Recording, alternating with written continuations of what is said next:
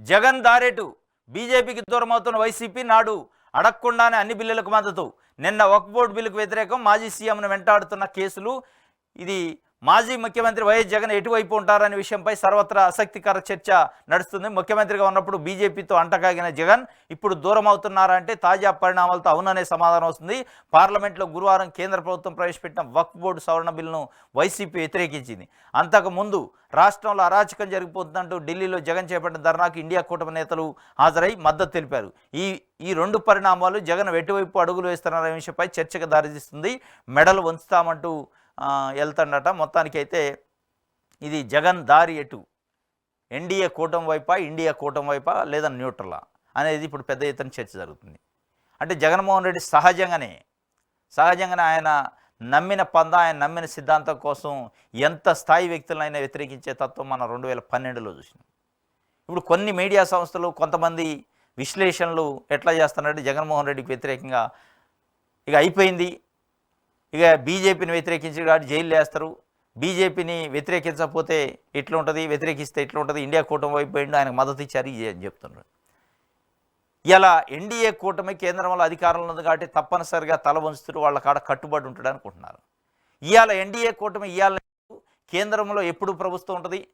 జగన్మోహన్ రెడ్డి గారు కాంగ్రెస్ పార్టీ నుంచి 2009లో వైఎస్ రాజశేఖర రెడ్డి చనిపోయిన తర్వాత ఓదార్పు యాత్ర అనే పేరుతోని ఓదార్పు యాత్ర చేస్తా అంటే సోనియా గాంధీ వద్దంటే బయటకు వచ్చేయాల వైఎస్ఆర్సీపీ అనే పార్టీ పెట్టిండు. ఆ రోజు లేదా యూపీఏ ప్రభుత్వం, ఆ రోజు సెంట్రల్లో గవర్నమెంట్ లేదా, ఆ రోజు అత్యంత శక్తివంతమైన నాయకురాలు సోనియా గాంధీ మొఖాన రాజీనామాని కొట్టి బయటకు వచ్చేయాలా ప్రజల్లోకి పోయిండు.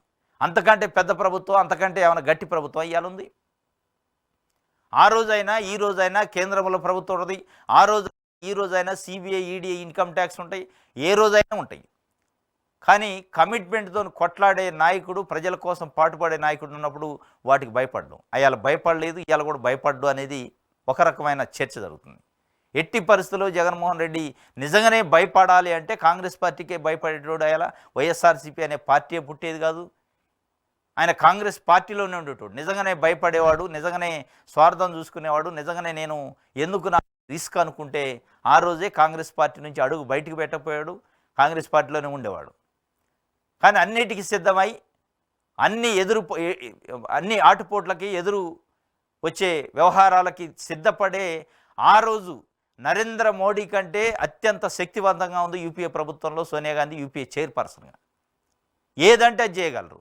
16 నెలలు ఒక పెన్ను పోటుతోని జైల్లో పెట్టారు, అయినా దడవలే. మళ్ళీ 16 నెలల తర్వాత బయటకు వచ్చిండు, మళ్ళీ ప్రజల్లో నిలబడ్డాడు. దాని తర్వాత 2014లో ఓడిపోయింది వైఎస్ఆర్సీపీ, అయినా జంకలేదు, ఎక్కడా కూడా బెండుగాల, ఎక్కడా ఏ పార్టీకి లొంగలే. మళ్ళా కూడా ఫైట్ చేసిండు. 2019లో గెలిచిండు. 2012 నుంచి 2019 వరకు 7 సంవత్సరాలు నిర్విరాంగా ప్రజల్లో ఉండి ప్రజల కోసం కొట్లాడి అప్పుడు ఉన్నాయి. కేంద్రంలో రాష్ట్రాల్లో ప్రభుత్వాలు ఉన్నాయి. ఇక్కడ చంద్రబాబు నాయుడు గారు ముఖ్యమంత్రి, అక్కడ మోడీ ప్రధానమంత్రి లేరా 2014-19 మధ్యలో. అంతకుముందు కిరణ్ కుమార్ రెడ్డి ముఖ్యమంత్రి, అక్కడ మన్మోహన్ సింగ్ ప్రధానమంత్రి, సోనియా గాంధీ యూపీఏ చైర్పర్సన్. ఇక అసలు కొన్ని ఎల్లో మీడియాలు కొన్ని కథనాలు కొన్ని రాస్తుంటే అయిపోయిందిగా మోడీతోని కట్టిఫైండు కాబట్టి అయిపోయింది జగన్మోహన్ రెడ్డి పరిస్థితి. ఇవాళ మోడీతోని కటిఫ్ కాదు, సోనియా గాంధీతోని కటిఫ్ కాదు, పబ్లిక్తోని కనెక్టివిటీ ఉంది. అది అర్థం చేసుకోవట్లే. పబ్లిక్తోని కనెక్టివిటీ ఉండి పబ్లిక్ ప్రజల గుండెల్లో ప్రజల హృదయాల్లో నిలిచిపోయి ఉంటే ఎవరికి భయపడ్డు.